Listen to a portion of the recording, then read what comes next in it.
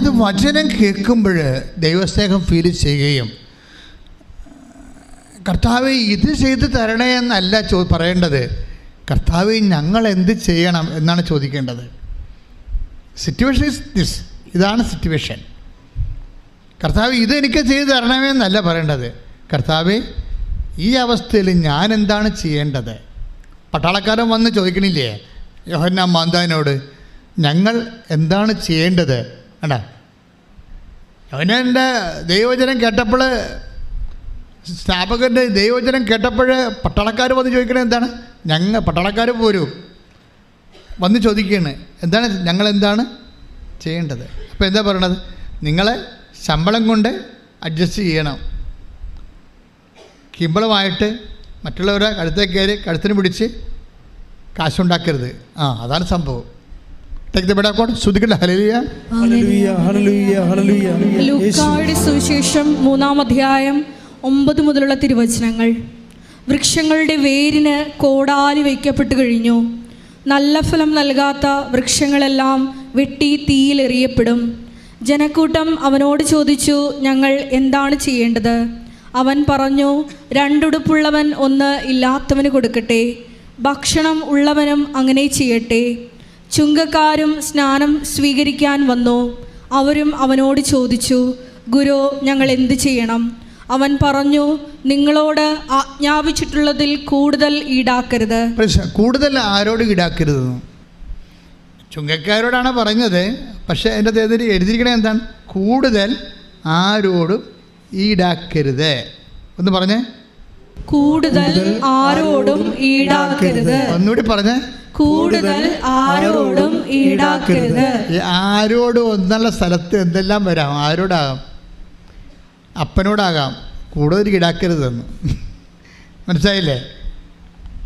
കൂടുതൽ ആരോടും അമ്മയോടാകാം, ഭാര്യയോടാകാം. ഭാര്യയാണെന്ന് കെട്ടിപ്പോയത് കൊണ്ട് കൂടുതൽ ഈടാക്കരുത്. അതാണല്ല പ്രശ്നം.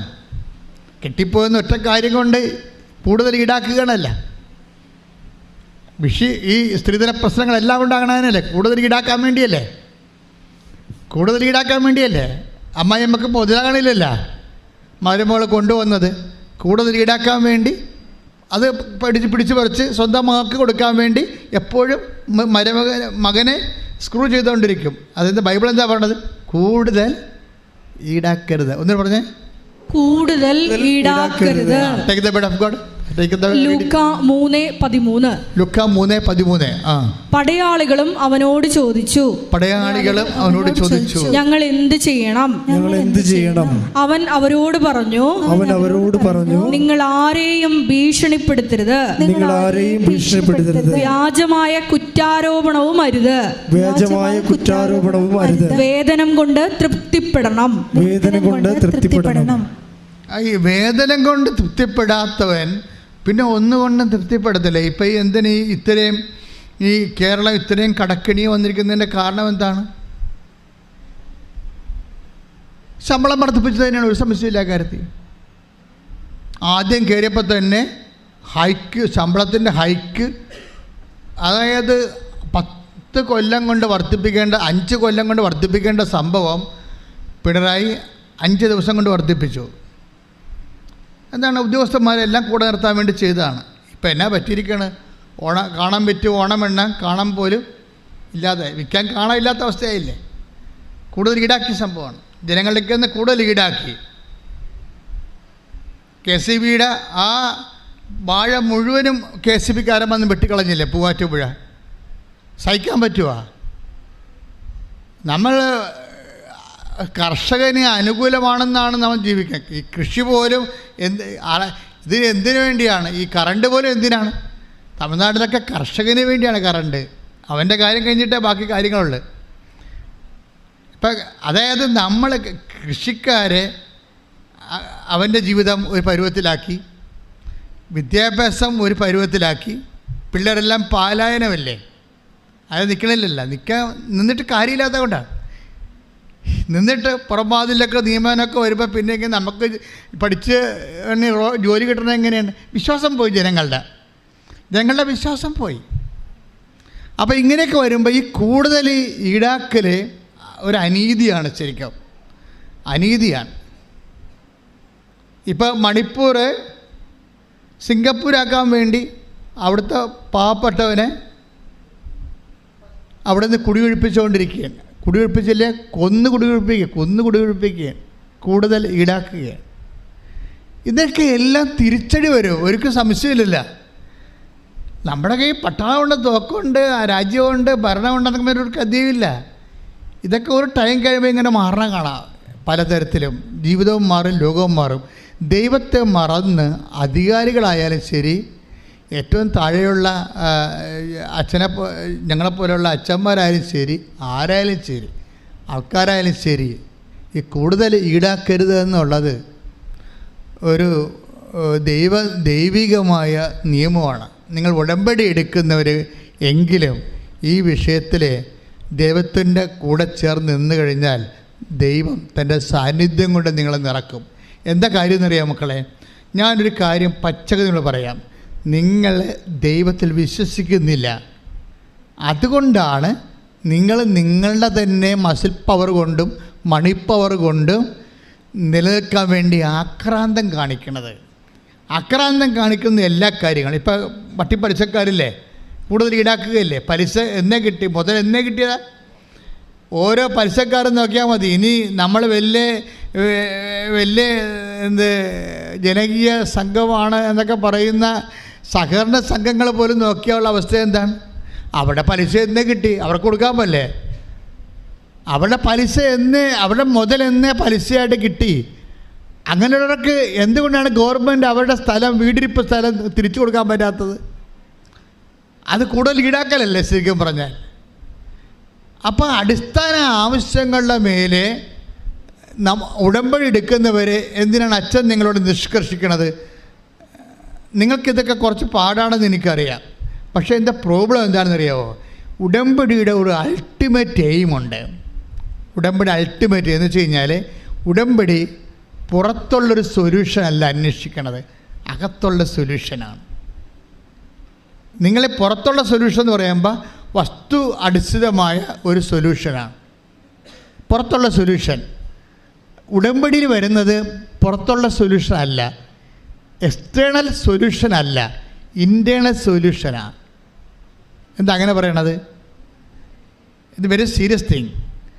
ഉടമ്പടി ഒരു ബാഹ്യമായ പരിഹാരം അല്ല ലക്ഷ്യം വെക്കുന്നത്, ആന്തരിക പരിഹാരമാണ്.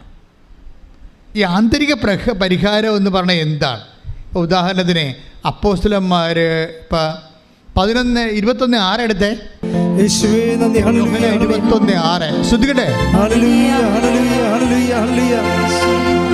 യോഹന്നാൻ 21:6 അവൻ പറഞ്ഞു വള്ളത്തിന്റെ വലതുവശത്ത് വലയിടുക,